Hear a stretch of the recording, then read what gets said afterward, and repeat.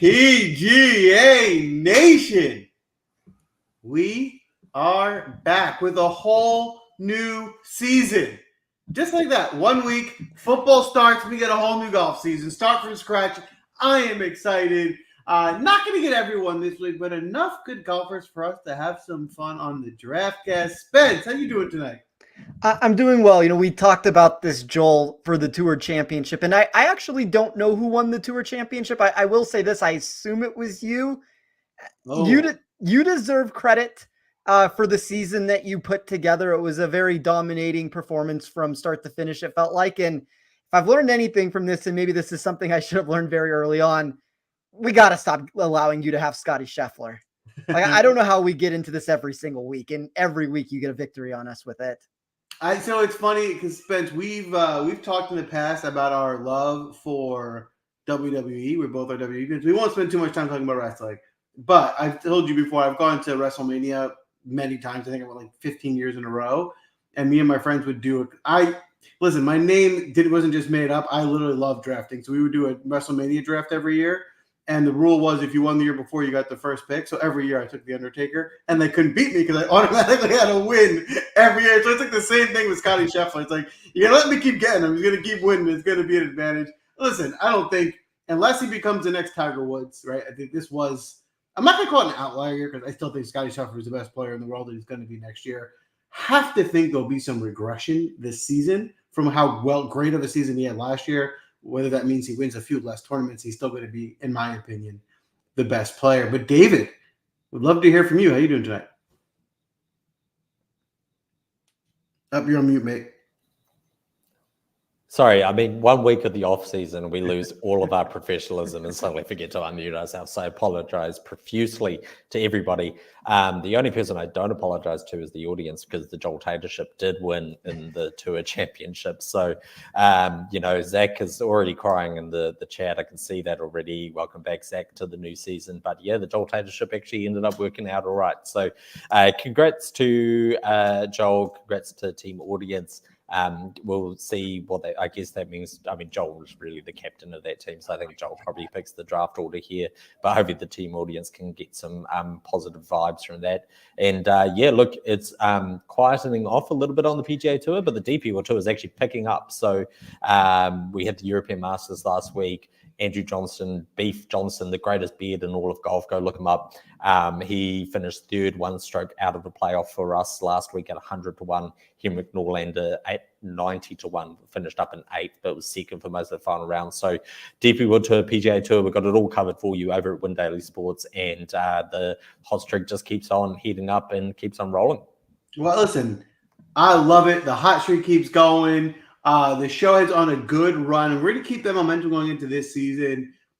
Listen, Zach, I get it. You got audience, you guys struggle on your own, but you call me in as the captain, and I get you guys with victories. And you know what?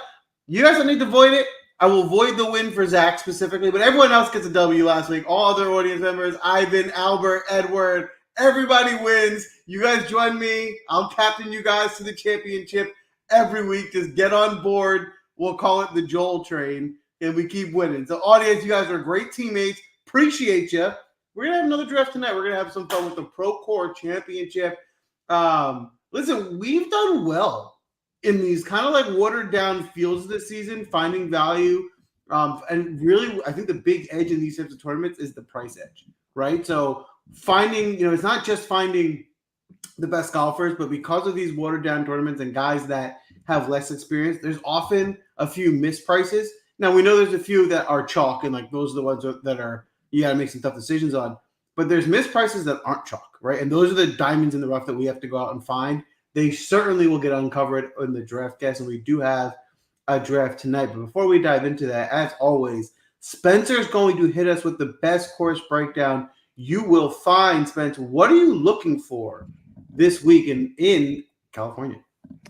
So one of the things I noticed is that Silverado walks this fine line between what I would call your classic resort style birdie shootout and then something maybe a little bit more diabolical than that. When you look at Johnny Miller, he's petitioned for this course to be up for major championship consideration in the past. I can't say that he's necessarily going to be given those honors for this venue, but when we look at this course, you get these narrow fairways that have always been noticeable from a statistical perspective. We saw that in 2023 when the golfers only hit 46% of fairways. But I think for me, and I don't know if everybody's going to weigh their model this way, I decided to go with this outlook of how I weighed mine. One of the things I noticed here is that when we start diving into the metrics, a lot of this pushed us into, I don't necessarily want to say a bomb and gouge mentality, but some of the numbers, if I am being honest inside of my model, which is where I do think I'll be a little bit different, did line up in that fashion. So you get this tree line setup. The problem with that, though, is it doesn't necessarily present the difficulty that you might expect. And the reason for that is that you get this sporadic spacing of the trees. I believe that allows for extra aggression. You look at Sahith Theegala specifically.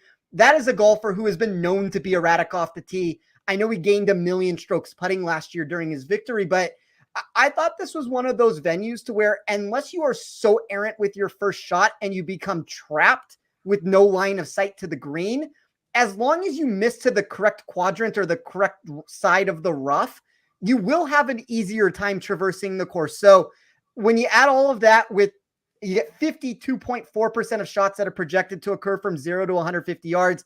That's a total that's over 13% higher than your average stop on tour. A lot of that pushed me in this direction, whether I end up being right or wrong with this take of I looked for a little bit more of weighted total driving towards distance.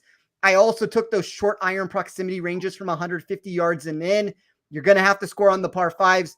The par threes are very challenging. You're going to get something in the middle of those two answers on your 10 par 4 holes. But, it's kind of like I said at the beginning, it walks this very fine line between you will have opportunities to score, but there's going to be some challenge at the end of the day with it too. So I used a little bit more distance. That's how I decided to build my model. I don't think everybody's going to go that route, but that is at least where I deem there to be an edge this week.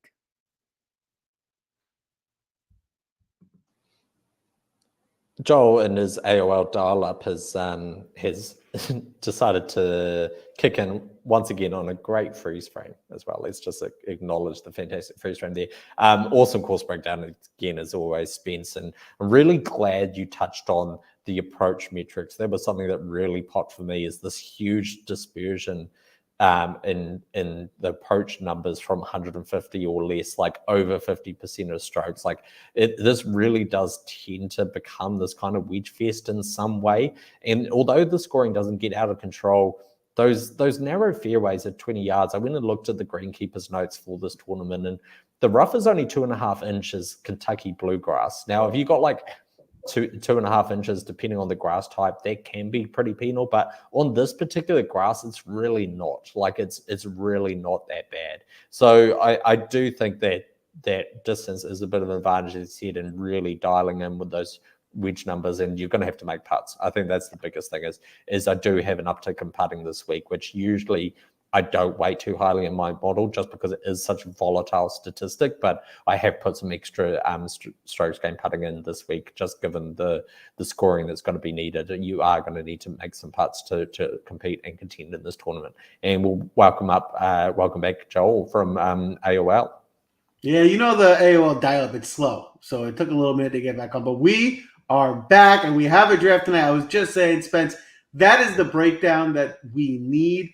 You need to get an edge if you're building lineups in any tournament. Get an understanding of the profile of golfer that will help you get there. Now, the challenge this week is after the first 20 to 25 guys, there's a lot of unknown in this field, right? There's a lot of, this is not a full strength field that you would see in a major. So, a lot of these guys, especially this season or end of last season we were playing, are guys that, were getting hot for short periods of time that we had never heard of in the beginning of the year. And I think we're going to see some more of that this year as well, where there's up-and-coming players who don't have as long of a history that are playing well that we will incorporate into lineup, and we will find out right now because, to no surprise, I will be drafting first tonight as the winner from the end of last year, and we will go Spencer second, David third. Audience, I will give you the last pick, and you will get the wheel, so you'll get 2. In case anyone is new to the show, make sure you log in on YouTube. You can draft along with the audience, so everyone can participate. Just get into the chat. The way it works is it's your typical snake style draft, 1 through 4, and then 4 through 1. The caveat is you do need to stay within your DraftKings salary. So you can't just take all the best golfers. You need to make sure you can afford each golfer in your lineup. For team audience, everybody can nominate the golfer that they want to draft. As soon as a golfer is seconded, meaning a second person says their name, that is the audience's pick. And then we go through until we get 6 golfers. So without further ado, I am on the clock first. And with the first pick in this draft, I am going to take Wyndham Clark. Wyndham Clark is someone who really came on strong here at the end of the season, playing great golf. There's a portions of this year where he was one of the top 3 or 4 golfers in the world week in, week out. He went to a little bit of a lull where he wasn't playing his best golf, but he is fully back, in my opinion. We saw him recently put up some really great performances, some really strong finishes, 8th at the Tour Championship, 13th at the BMW, 7th at the FedEx St. Jude. He was 10th at the Scottish Open. So I really like the form we're getting out of Wyndham Clark in a very watered down field. I really think he's the best golfer by a wide margin. Spence, you're up second here, but would love your take on Clark first. I'm a little bit surprised that you took Wyndham Clark. He was going to be my 101 pick also, and that's I've talked about this a little bit already this week, whether it's through articles or other podcasts that I've done. And when you look at Wyndham Clark's course history here, it leaves a lot to be desired, but I think there are a lot of similarities with Clark that we could dive into with Max Homa. Homa did not have good course history at this venue either. And then all of a sudden, Max Homa became Max Homa, and he played this venue and he won it in back-to-back years. Wyndham Clark and, all of us on this show from top to bottom have been Wyndham Clark supporters. We backed him in a lot of spots with triple-digit victories. And if you look specifically at Wyndham, he had this 2023 breakthrough. He wins a major championship. He wins massive events. This is not the same golfer in my mind that we're going to be looking at from 2022 and beyond. So he was number 1 in my model in pretty much every one of the critical metrics I was looking for. I talked about distance and short iron proximity. Checks those boxes. The POA putting that I look for. I also have an uptick just like David does. Checked all those boxes. This to me is if I'm ever going to get extremely aggressive and get into that like lock button zone, I think this is probably as close as I'm going to be the whole year. And I do think it's a 1A, 1B sort of an outlook at the very top here, but I'm not going to take who I believe the 1B player is. I'm going to make a different build here. And Spence, before you make your pick, I think you made a really good point that I want us to just touch on quickly before we move off. And when you're comparing him to Homa, I think what makes it really interesting, we'll see, Homa might get drafted here soon, but I think it's a really interesting comparison from the standpoint that you mentioned of Homa on paper. If you look at more recent form, obviously has an unbelievable course history, right? He won this tournament twice very recently.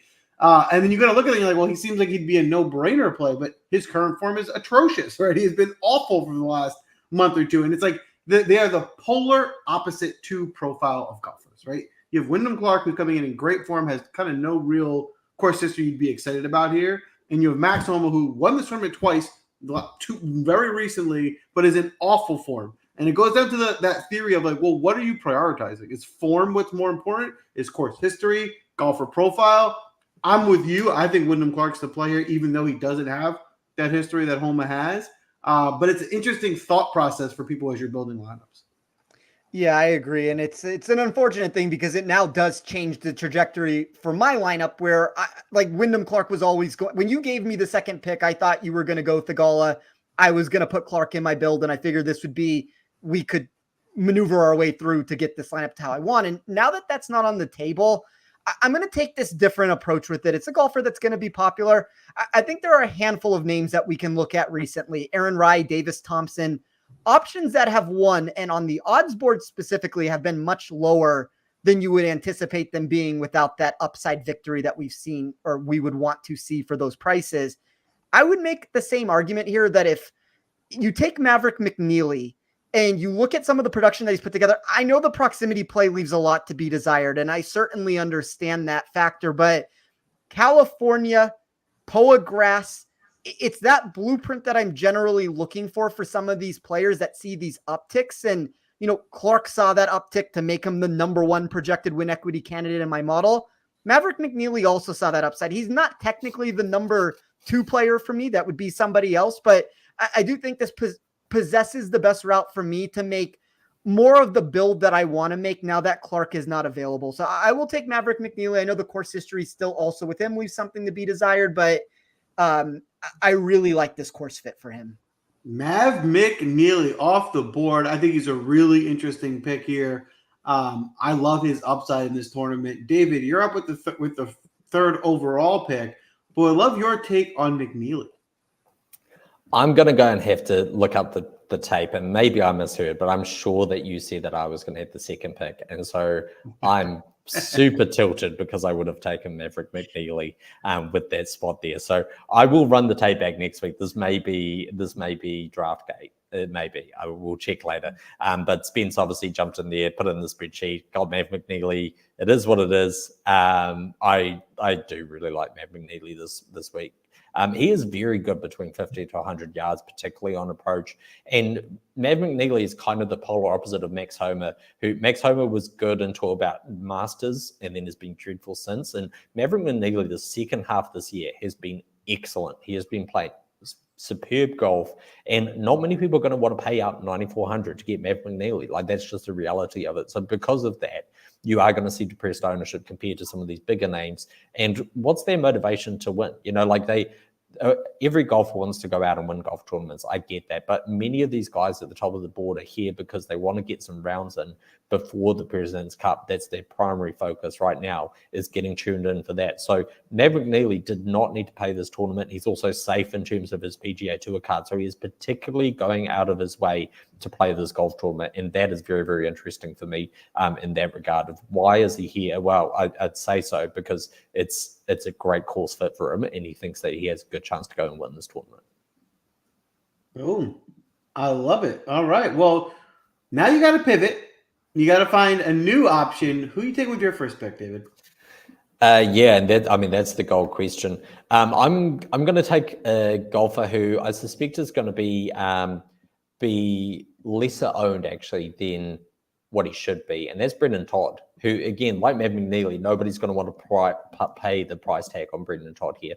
He's just come off 22nd in the first FedEx Cup playoff event at the St. Jude. He's got very, very good course history here. He's finished 6th and 9th the last 2 editions of this tournament. Good form with the American Express as well, which I think is a good comp in terms of the wedge birdie fest that this can potentially turn into if the conditions allow it. He finished 6th there in his record as well. So he's playing good golf recently, 12th of the Wyndham, 22nd of the FedEx St. Jude. I think it's a golf course that really, really suits him in terms of both his around the green, his putting, and particularly his ability with the wedges. All right. Well, Brendan Todd, first pick. Interesting. Audience, you got 2 here. I see a few nominations in already. We'll need them seconded before those picks become official. While we wait for those picks to get locked in, Spence, would love to get your take on Brendan Todd. I like the selection a lot. It's funny because I had such a discussion early on about distance, and Brendan Todd still cracked the top 10 of my model, even with that answer being given. So I think there's something to why he has found success at this property. And I tend to agree there's going to be these concentrated buckets of ownership. And I do believe it's going to probably push away from Brendan Todd, even maybe more so as we start getting closer to Thursday. So I think it's a nice contrarian selection that has a nice floor to it also. So it's a good pick from David. All right. In alignment there. Audience got 1 in. The first pick's Clinton, which I like. I had Clinton flagged as someone I was looking to draft this week. I think he's underpriced. We are going to need that second pick. A few nominations in. Going to need that finalized. But with Clinton off the board, I would love to get your take, Spence. Were you planning or looking any interest in Luke Clinton this week? My model likes him every single week. I mean, I do think there's a lot of pressure on him. Like a victory for him changes, and he's going to get on the PGA Tour before long. I wish he was already on it. The PGA Tour will be better the second that he gets on there. Like, he's better than a collegiate golfer at this point. And any of the data that I'm running places him as a top 5 projected player in my model. It is a short-term sample size, which would be my only concern with it. But I do think the price tag is fair with it. The only concern would be, I do think there's a lot of pressure on him, and it's something that we have seen boom or bust with him a little bit over the past handful of tournaments. If you look at the 3M and the Wyndham, but yeah, I mean, he's fourth for me overall. There's not really much negative to say based off of that. All right, lock it in. The second pick from the audience, Mark Hubbard. Sorry, it's NFL season. Those things can happen. 7,500, an interesting pick. Mark Hubbard, not someone that was on my radar, but it does seem like as though the price is right. David, would love your take on Clan and Hubbard. Well, that's the second steal of the Procore Championship. So maybe we should have scheduled this during the presidential debate, and then I might have been able to take the golfers that I wanted to. Yeah, I would have taken Mark Hubbard. I do actually really like him. I'm starting to see some nice trends in his approach numbers, which we always know is where we need to see Mark Hubbard. So we need to see his approach firing for him to really compete. We're starting to see that recently. So I do really like that selection. Luke Clanton, I thought he'd be higher owned than he is. He's only projected to be sort of 13% owned at the moment in my models. So I thought he would be higher because he is like the starts that he's had, he's been pretty spectacular, obviously. You have got guys like Minwoo Lee who are priced cheaper than Luke Clanton. So there's really interesting pricing within that 9K range. So maybe that's sort of driving some of his ownership number. But I did suspect he'd be sort of more around the 15 to 20% because this field gets super weak super quickly when you go further down the board. That certainly makes sense, David. All right, you got your second pick here. You started with Todd. Who are you looking for next? Yeah, well, I'm gonna have to go and grab some value, I think, here, just given where you guys are priced in terms of salary remaining, and there's been far too many steals already. So I'm gonna go and take CT Pan here, who is trending in the right direction in terms of approach numbers. Second in the John Deere Classic recently, performed well at the Olympics, finished 18th, and has a 6 here previously as well. Just really with these narrow fairways, I think there's two routes that you can kind of go. You can either bomb and gouge it, or you can find a ton of fairways. And so this kind of marries up with my Brendan Todd selection in terms of two driving accuracy, finding fairway selections, but also very, very good with their wedges in the 150 to 50 yard kind of range, which you are going to see a disproportionate number of shots, over 50% of shots occurring from under 150 yards. So some risk involved. He did WD with a back injury back at the Wyndham Championship. That was a month ago. I'm taking the punt that he's healthy now and that he's going to continue his good play because he really does need a decent finish, ranked at the moment 93rd on the FedEx Cup. So needs to stay within that 125 to make sure he keeps his PGA Tour card going into 2025. Boom, CT Pan from Sia, a big fan of the Pan. Love it. And that is definitely confirmed because Sia's come on recommending CT Pan. I know it started at least at the Olympics and a few weeks after that.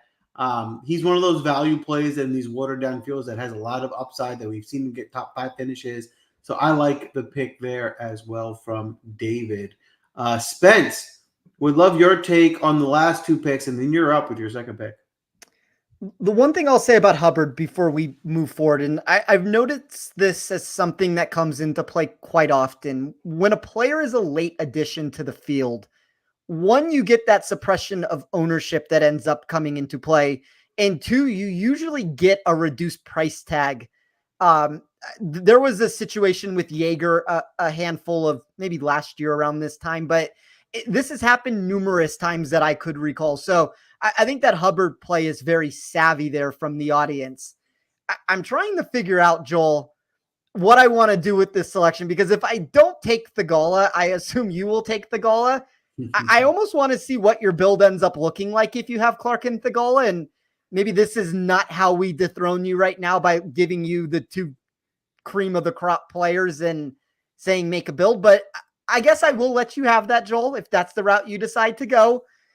I'm going to take a golfer here, and I would argue that if there's a negative to be found, and there's going to be a lot of ownership around him, and I certainly understand that, is that this golfer in particular probably had his break come that's now been a month-long break at the wrong time for him. That's sometimes what happens when you put yourself and you don't make the FedEx Cup playoffs. And I'm talking about JJ Spawn here. He had made 6 consecutive cuts in a row, back-to-back top 9 finishes. really what I found in the profile, though, that I loved is he is leading this field with 20 consecutive rounds of shooting par or better. And I thought there was a lot of reverse of the answer that I would give for Theegala, where Theegala has gotten this boost, and rightfully so. It's not a spot where I like Sahith this week. I would rather play Wyndham if push came to shove and I could only have one of them. But I thought Sahith got every single bit of respect from being the defending champion, being a golfer that tore up the Tour Championship. And while Spawn is getting respect in the market, I didn't necessarily think these price tags for him. I understand 9,000 is still expensive, but I thought it was on the low end of what we've gotten recently. So I'm going to bet on some of that form, and even the long-term data that I have for him in my sheet. I always talk about how I run numbers from a longer duration of time. He was a top 5 overall player for me. So I think the short-term and the long-term data is fitting. And usually when that's the case, that's a golfer that if, yes, the market is reacting with, I'm willing to react with the market there. Boom. Interesting. She's changing it up. JJ Spawn getting locked in. I feel like, correct me if I'm wrong, Spence, I feel like JJ Spawn's one of your guys. I know you've drafted him a few times this year. Definitely someone that you like to get to play. In this field, he certainly has the upside. So that pick, makes sense to me. I'm gonna take two, and Spence, I have good news for you. I'm not gonna take the guy. So if you want to take him, he'll come back to you. I'm going to go a different direction with these next two. I think I can get a little bit more balance and build a nice squad here. So for my next two, I'm going to go ahead and lock in Eric Cole,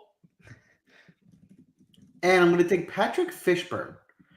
And so Patrick Fishburne's a guy who I was referencing at the beginning of the show, where it's like, hey, these are guys that were kind of off our radar a year ago or a couple of years ago, and now they're kind of rising up at 7,500. I just like, Patrick Fishburne's given us a lot of very good results recently. And to give him, again, one of these watered-down fields, I think he can give us another one. I'm seeing sub 10% ownership at only 7,500. He gave us a T6 at the 3M Open. He played in was essentially probably the ISCO, which is what, a Corn Ferry tournament where he still got 15th. So at the Rocket Mortgage, he was 25th. He's just getting you a lot of good results. I think there's plenty of upside. He has the ability to find a hot putter. The ball striking is there. He's checking a lot of boxes for this mid 7K range. And if you're going to start with Wyndham Clark and do that, I think you can build a very balanced lineup by staying in this range. So I'll start there, Spence. I'll go back to you. You're up for your third, but I'd love to get your take on both Cole and Fishburne.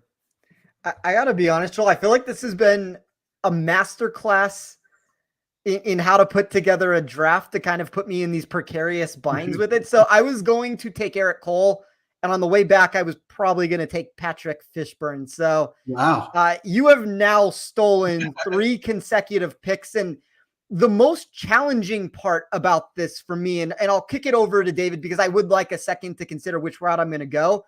If I do take Theegala now, I really left myself in a spot where I did not want to be.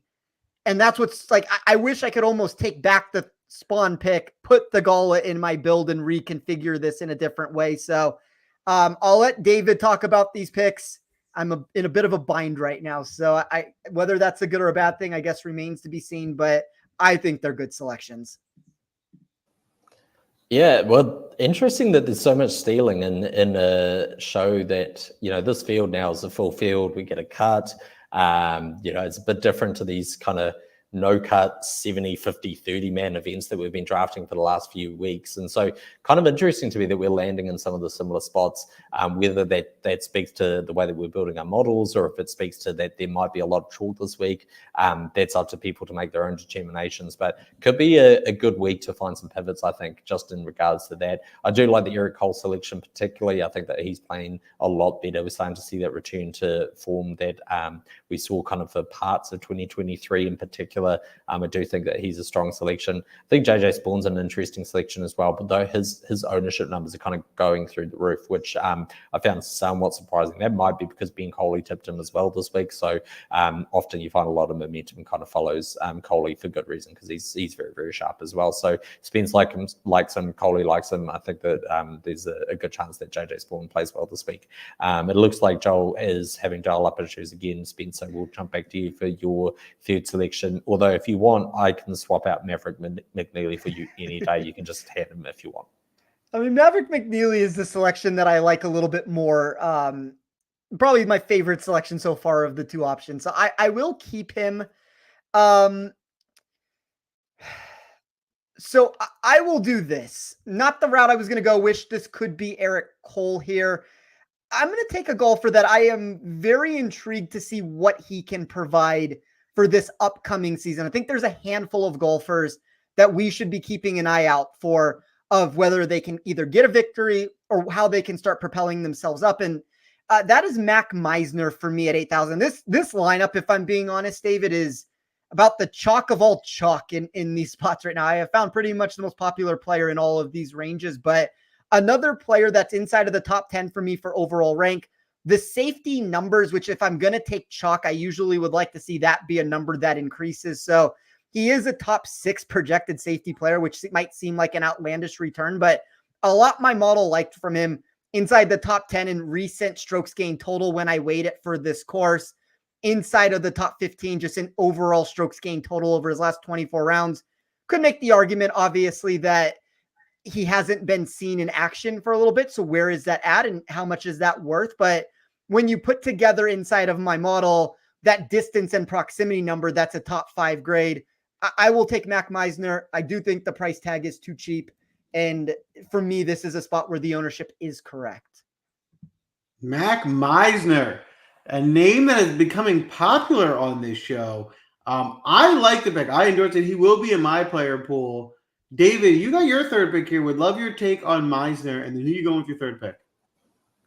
Yeah, I agree, Matt. Meisner's like very obvious value, right? He is underpriced at 8K. He should be sort of around that 8,500 mark, given the way he's been playing lately. So no qualms with the selection whatsoever. I think that he's definitely one for all of your black books in terms of a rising star who at some point will randomly sneak a victory. So I do think he possesses a ton of upside. Well, I won't make the mistake that you guys have made. I'm going to take Sahith Theegala here. He's still on the board. So third at the Tour Championship, absolute ball striking masterclass last week, the week before last at the Tour Championship, playing excellent golfing. He's a defending champion. I mean, what more do you guys want? Yeah, I mean, it's very fair. On paper, I'm actually going to say I think Wyndham Clark's the best player in this field, but Theegala is very close second in terms of talent, and getting him in the third round is pretty much a no-brainer pick. That makes sense. Audience, you got 2. I see 1 nomination. We're going to need more in to get those 2 picks finalized. While we wait, Spence, I guess we'll ask you this way. Why didn't you take Theegala when you had the chance? Roster construction for me. It's just when I was in a spot, I would have been left with $7,000. And I kind of liked, David talked about it. There are players to play in that lower tiered section, but I was kind of trying to avoid that the best I could. If I had the ability to reconstruct this build, think McNeely and Theegala, and then knowing that I couldn't get Eric Cole and going a different route with it probably would have been. But to me, this is the 1A, 1B. It was, for maybe as suboptimal as it was for David, if he views it that way on the first couple picks, it's a pretty optimal path to where I felt priced out. You didn't go in that direction. And Theegala very easily could have been the 101 off the board, and he lasts until the 303. So, I mean, pure value wise, I don't know how much better you can get of a start than that. There's so many things to like about Theegala this week. Boom. There you have it. I love it. Audience's first pick is locked in with Chan Kim, who I love. I love the Chan Kim pick. I was going to take him with one of my final 3 if he didn't get off the board there. So good pick by the audience. Audience, we'll need 1 more from you guys to lock in. David, would love your take. Are you interested at all in Chan Kim this week? He's okay. I don't know if I love the price tag with some of the names around him. I think Mac Meisner is the route you kind of go there, even though he is slightly higher owned than what Chan Kim's going to produce. I think Meisner's the better play in that range. Even go down to like a Johnny Vegas, Sam Stevens, maybe even have some interest for me. So I think that for me personally, there's some better options. And a lot of that just comes down to the putting.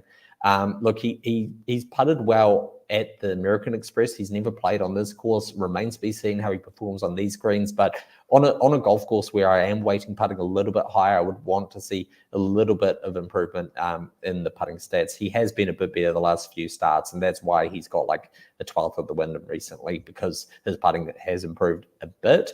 It's just not quite where I'd want to see in terms of the price tag that you have to pay for him. All right. Well, it is official. This is officially the PGA Steel Show. As Shipley off the board.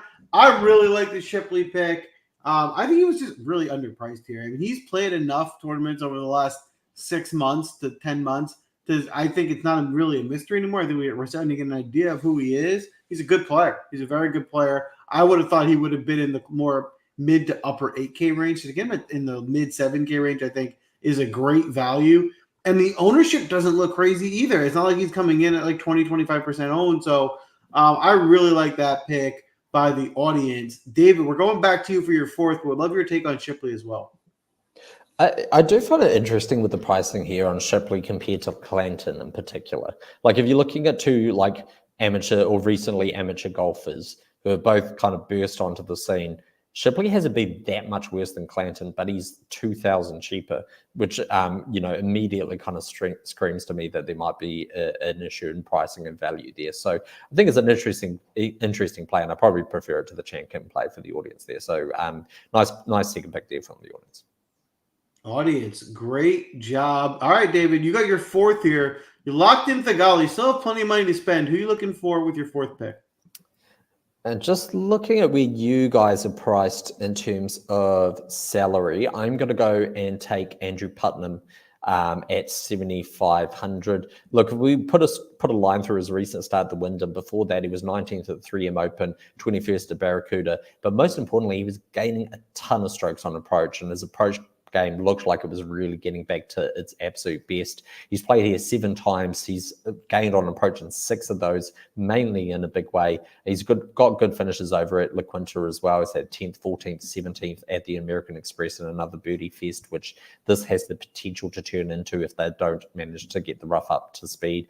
Again, it's kind of a similar answer to why I liked Matt McNeely so much. Putnam's ranked 73rd on the FedEx Cup, right? He doesn't necessarily need to play in this tournament. Like this isn't a must start for him. He doesn't need to retain his PGA Tour card. I just think it's plainly because it's a really good spot. He's very strong with his wedges. He's a very, very good putter. Those are the key factors I'm looking for this week. I think he's very good value at 7,500 and ties in nicely with the Brendan Todd pick. Like generally, if I like Brendan Todd for a golf course, I'm going to like Andrew Putnam for a golf course as well. Yeah, I think that sound logic, 7,500 in this field for Andrew Putnam certainly makes sense. Spence, would love your take on the last few picks, and then you're up with your fourth. I like all 3 selections. I probably like Chan Kim more than David does. I will agree, though, to where there are probably pivot spots, and Meisner's off the board for the audience there, to where they didn't even have the potential to go to him. So there are options that get taken away for you based off of that. But I thought Chan Kim was an interesting player for this week. I'm going to go with a golfer that I ran 7 categories, and Rico Hoey, I've been very wrong on him at times where my models liked him. And I will preface that before we get into this, but he did rank in the top 10 of 5 of those categories. As you can tell, there's this very specific skill set that I'm trying to find from most of these players in my build. Not every single one of them fits it ideally, but it's this distance and short iron proximity and how we can morph this all into one answer in my sheet. And Hoey was a golfer that closed the year strong, possesses all of those qualities, and it's one of those names like a Meisner to where I'm very intrigued to see what they can do early in the year, because they have a big opportunity to cement themselves at a higher level than we've seen so far. Another steal. You guys really put me in a tough place, because now I'm kind of lost as to who I'm going to take, because a lot of the guys I was planning to take are gone. I think what that is telling me, though, is that I think a lot of people are kind of looking at some similar value in this range. Another thing, a little off track, that I'm going to just bring up. I don't know if you guys watch the television show. It's like on streaming. It's Love Island. And I'm laughing about that because on Love Island, whenever they're about to do a pairing, they always start it with, I'm going to choose this person because, and it's kind of like how we do our golfers. I am choosing this golfer because, so we didn't steal it from Love Island. I would say Love Island probably stole it from us. We're going to go to them for the copyright rights to it later. But the Rico Hoey pick I like. Another guy in this range who I think has plenty of upside and doesn't seem to be garnering the ownership that, some of these other guys in his closer up the range are getting. I was going to take you with my next pick. While I'm scrambling to figure out how I'm going to fix this mess that I'm in, David, would love your take. Are you interested in Rico Hoey at all as well? My take is for must-watch television, we should get Love Island, put Joel and Zach on an island together, and then just film it and see what happens. I think that's the content that everybody really wants to love and see, would love to see. Love Rico Hoey. I think he's a good selection again this week. Is really strong selections from Spencer. I would say that as he admitted himself, it is a bit of a chalk monster at this point. Yeah. So that's going to be interesting. These last couple of selections, whether he goes grab some value and grab someone really far down the board that nobody's thinking about, just to get a little bit different. We'll wait and see. But definitely a very strong lineup from Spencer. I think Rico Hoey's playing some great golf. Very, very talented, one to watch going into 2025 in particular. He'll spike a victory pretty soon. Should have won the ISCO Championship for us in the playoff, where we also had Pearson Coody in that massive 5-man playoff. We had Rico Hoey and Pearson Coody. Rico Hoey was the one who probably should have won that tournament. It was a silly boy decided to put it in the water instead of finding the green and two-putting to win the ISCO Championship. So strong selection, I think, all around very, very solid from Spence. All right. Nicely done, Spence. I got two here. My first is locked in. I'm definitely going to take Matt Kuchar with my first of two. Matt Kuchar, listen, he's an old guy. This is probably the first time I've ever drafted him on this show. I am not a Matt Kuchar guy, but the numbers are good. I mean, he's playing well recently. He's gained stroke on approach since the Memorial on June 9th in every tournament except for the Wyndham, which was the last tournament he's played in, but he gained 7 strokes putting at the Wyndham. He's a good putter. This is, of course, you're going to want a good putter. He's good around the green. At his last 2 times he's teed it up at the Wyndham and 3M Open, he gained 2 strokes off the tee as well in each tournament. So if he's going to be positive off the tee with the rest of his all-around game, I think this is a really good spot for Kuchar under 8K with plenty of upside. The second pick here is the one that I'm having a bigger challenge with. I'm leaning toward right now. I have the pick. I just want to make sure I can afford the last guy I want if I take him. I cannot. All right, I'm going to take Adam Spence in here anyway with the second pick. He's not the most. I don't think of the lineup I'm building with the guys with a lot of upside. I would say he doesn't fit that same profile. I think Adam Senson's safer more than anything. I think you get a top 30, top 25 finish from Senson. I'm not sure he gets you a top 10, which is kind of what you're looking for. But I was running out of options, and I think Svensson is a good play here. Again, it's the putter, right? He found a good putter the last time out. If he can still putt well this week, I think he can have a really great week. It's just a matter of what you'll get from that putter. Spence, would love your take on Kuchar and Svensson, and then you're up with your fifth.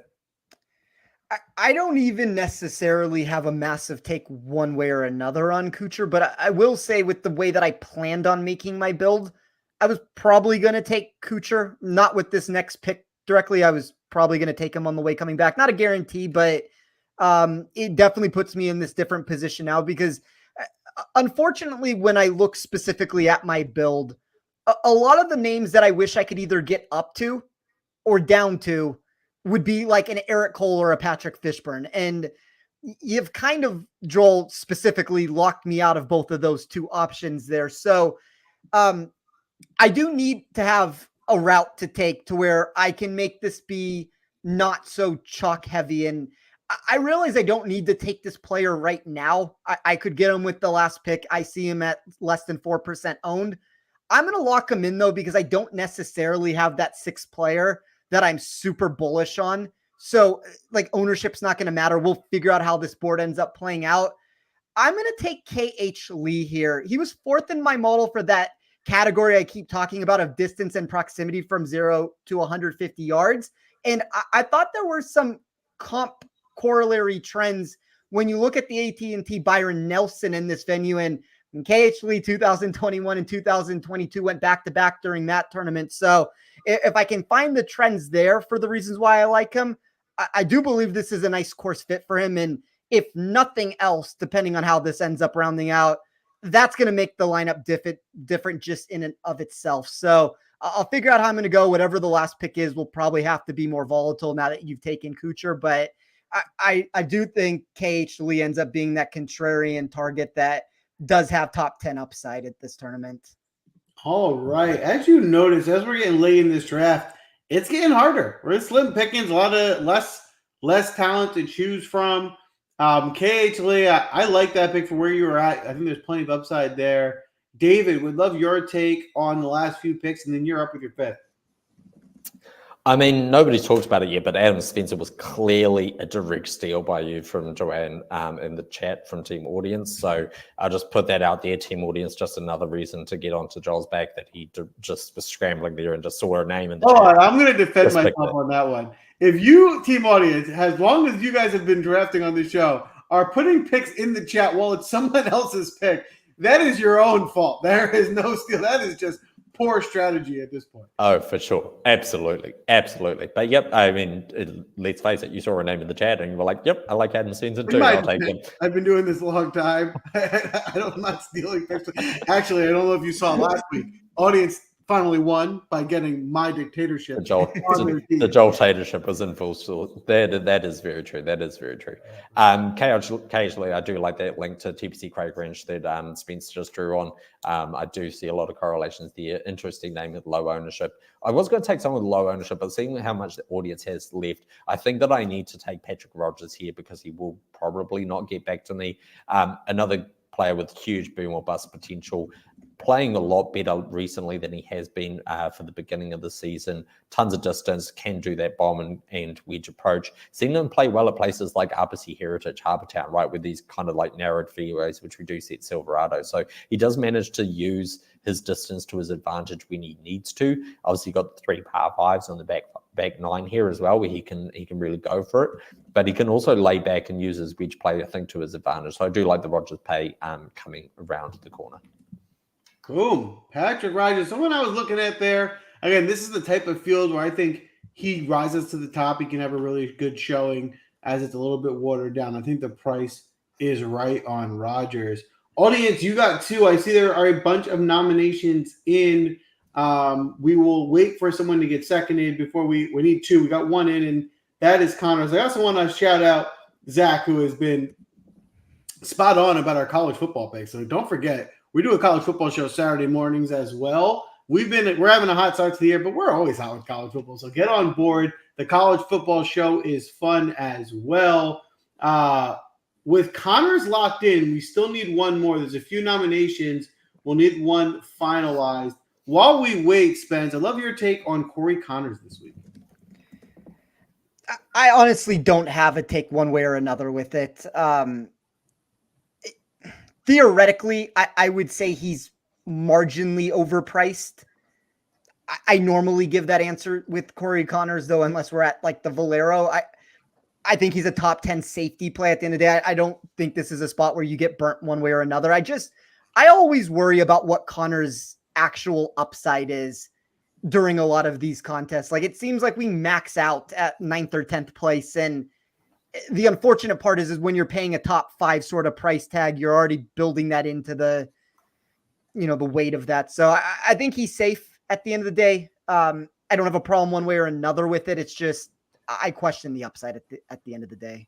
I think it's a really good point. I much prefer Corey Connors as a 7,200 golfer in a big field, bigger event where you're only asking him to get you like 20th place or 18th versus their top priced guy in this event where you kind of need him to go out and win. All right. It looks like the second pick is in, which is Bridgman. Lock it in. That is the audience's squad. I did not have Bridgman on my radar this week, but would love your take, David. Did you have any interest in Jacob Bridgman? I'm probably higher on Corey Connors than you guys are. I think that he's improving a lot with his around the green and his putting this year. I've been kind of on him all year. Think he's kind of trending towards something a little bit bigger.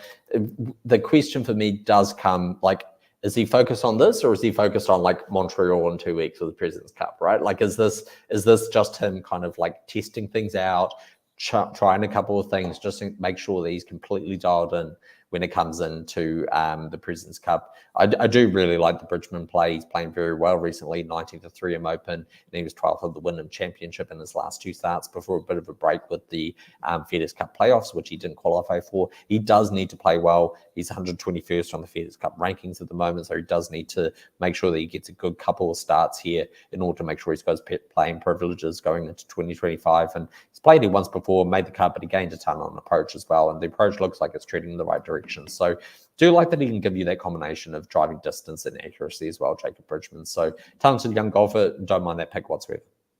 Boom. There you have it. Off the board, David. You got your final pick here. 6,500 to spend. How you rounding out your squad? Yeah, so I'm going to go and take a player who's exactly 6,500, leave all my money out there. And I'm going to take Wen Yi Ding, very talented young amateur who is absolutely tearing it up at the moment. I think he just possesses so much more upside than he is priced at in terms of the fantasy, particularly. We've seen his price actually narrow a little bit in terms of betting markets. He's playing really, really well on the amateur events that he's playing. He gets a start here. He's also played well on the DP World Tour when he's had starts as well. So he has played a couple of tournaments over on the DP World Tour. He's made cuts. He's actually been in contention in a couple of tournaments as well before fading in the last round. Completely understandable for a young amateur to do that, but he's a very, very talented golfer, and I think that at 6,500 he possesses a lot more upside than people give him credit for. Boom. Ding it is. Not going to lie to you, it wasn't on my radar coming into tonight, so you found a new name to look into, especially if you're looking to get into that 65 or 6K range. Spence, would love your take on Bridgman and Ding, and then you're up with your last pick. Bridgman, for me, is somebody who has consistently been underpriced. I think we're getting that week in and week out. It's not to the same level that we were getting with Eric Cole. We're not necessarily getting that same upside with Eric Cole last year either, but this is a golfer that has strung together a lot of quality performances. He continues to be too low on the odds board there. I don't have a take one way or another on Ding. Interesting to see how he performs this week. This one of those picks where if David hits it, I don't know what his ownership looks like. That's a play that's potentially altering lineup build. Did you say what his ownership was, David? I did it, but it's 2.5%. It's like nothing. Yeah. So you're going to be able to get contrarian there with that pick, which is always interesting. I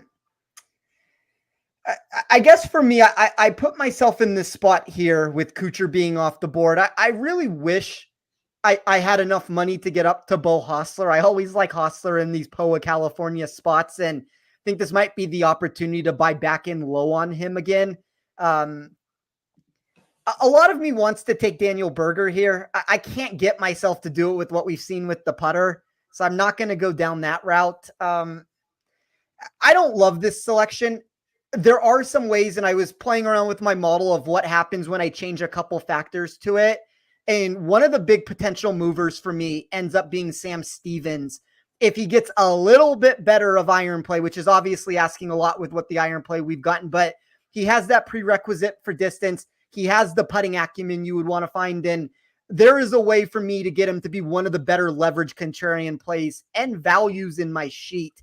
If you change those two factors and just make it a little bit better and then throw in, we'll call it a lack of course history, and get rid of the miscut, put him more on an average playing field there, I can get him to be a top 20 player in my sheet. So I think that skill set that I keep talking about of find me distance maybe doesn't necessarily come in with some of the proximity numbers, but he has been, if you look at the proximity numbers somewhat recently, at least a little bit better than these cold stretches that we had at the beginning or middle parts of the year. Like, we're losing a stroke now approach rather than the 3.6 and the 4.7 and the 3.7 that we had gotten before that. So I do think the ceiling for him is a little higher if we're trying to find an upside target.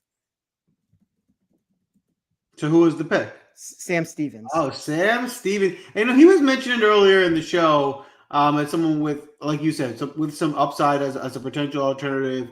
I was surprised he even lasted this long. I thought he would have been souped up sooner. So solid pick to round out your squad there. With my last pick, I'm going to take Matthew Neesmith. He's a guy, I just think he's playing a little bit better than his norm. He's been making putts, especially his last 3 outings.